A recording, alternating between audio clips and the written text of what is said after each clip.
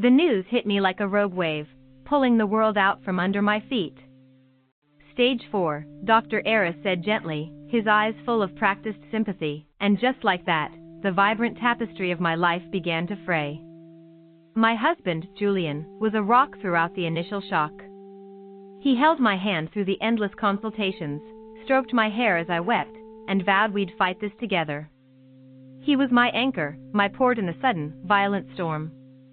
We'd been married 15 years, a comfortable, predictable kind of love, no grand gestures, but a steady, reassuring presence. Or so I thought. As the treatments began, the world around me grew sharper, more vivid, as if my impending mortality had granted me a new kind of sight.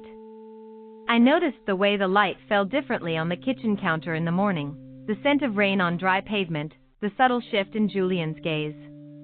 And then, I started noticing things about Julian himself. Little things at first. A new, expensive watch he claimed was a client gift, but never wore when meeting clients. The way he'd suddenly become meticulous about his phone, always face down, always locked, even when he just stepped out for a minute. My energy waned, but my mind, strangely, sharpened.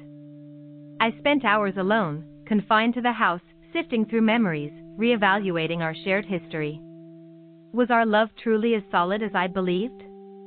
Or had I been too busy living, too comfortable, to truly see? The turning point came with the mail. A glossy postcard from a boutique hotel in Santorini, addressed to Julian, but with a woman's name scrawled playfully on the back, thinking of you, darling. Can't wait for our next escape. My blood ran cold. Julian had told me he was on a business trip that week, a conference in Chicago. My heart hammered against my ribs, a frantic, trapped bird. I confronted him that evening, the postcard trembling in my hand. He stammered, his face paling, then a mask of indignation settled. It's a colleague, Clara. She's just very forward. No big deal. But his eyes betrayed him. They darted away, unable to meet mine. The rock had crumbled. The port was a mirage. Over the next few weeks, as my body weakened, my resolve hardened. I found hidden credit card statements, burner phones, secret weekend trips disguised as late nights at the office. It wasn't just there were others. A string of them, stretching back for years, an entire secret life meticulously constructed beneath the one we shared. The realization was a physical blow, almost worse than the diagnosis. My life was ending, and the man I'd given my heart to had been living a lie, not just for months, but for years. The comfortable, predictable love was a hollow shell. My anchor had been dragging me down all along. The betrayal was so profound, so complete, that it consumed me more than the cancer. I wasn't just dying, I was dying deceived. One afternoon, as I lay in bed, weak and weary, staring at the ceiling, a thought blossomed in my mind. A dark, potent seed of an idea. I still had my faculties, my will. I might be dying, but I wasn't dead yet. And I had a story to tell. I called my lawyer, a sharp, no-nonsense woman named Brenda.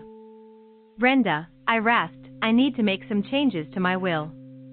And I have a special request for how my estate is to be handled. Julian, of course, was devastated when I presented him with the amended will. He cried, he pleaded, he swore he'd change.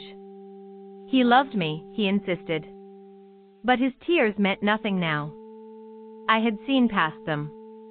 My will, now ironclad, stipulated that upon my passing, the majority of our considerable assets, including the house, would be placed into a trust. Not for charity, not for distant relatives, but for the full-time care and education of children whose parents were active duty military, stationed abroad. A small, carefully calculated sum was left to Julian, barely enough to cover a few months' rent in a modest apartment. The kicker was the final clause. The trust would be publicly named the Clara Bennett Legacy Fund for undeserving husbands, widows, and their children. His face, when he read that, was a masterpiece of dawning horror. The public shame, the thinly veiled accusation, the permanent stain on his reputation, it was a fate far worse than mere disinheritance for a man who valued appearances above all else. His affairs would come to light not through my bitter accusations, but through the very mechanism of my legacy, a permanent monument to his duplicity. I might be leaving this world, but I wouldn't be leaving quietly. My final act wouldn't be one of victimhood, but of exquisite, enduring justice. And in that moment, for the first time in months, a genuine, if weary, smile touched my lips. I might be losing the battle for my life, but I was winning the war for my dignity.